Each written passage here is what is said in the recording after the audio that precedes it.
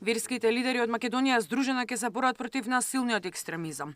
Се заложија да зајакнат заедницата за да превенираат појави и развивање на феноменот верски радикализам кој е глобална закана во светот. Потпишаа декларација со која го осудија секој вид на говор на омраза и се заложија на потесна соработка со надлежните институции. Верските заедници можат да направат исчекор во борбата против насилниот екстремизам кој што за жал во последните децении се наметнува како глобален проблем кој што на некој начин предизвикува да имаме појави во кои што дури и деца се инволвирани во одредени формации кои што промовираат насилен екстремизам.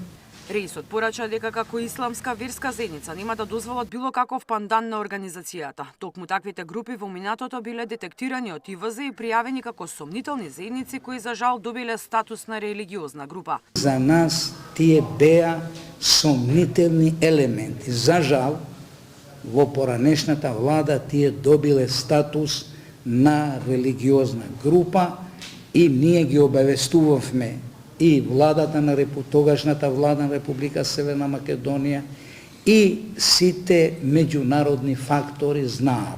Ако има некоја иницијатива за регистрирање на разни фракции, индивидуи и така дали и така натаму, мора да се зема или да се консултира со верските заедници, посебно со исламската заедница, затоа што исламската заедница убаво ги знае.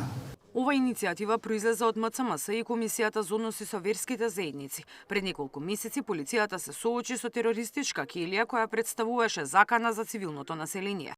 Во Струшко-Гостиварскиот регион беше разбиена терористичка келија која имала за цел да регрутира нови членови. Ја ширеле идеологијата на исламската држава и планирале напади на цивилници или јавни објекти. Мирјана Давидовска, Сител телевизија.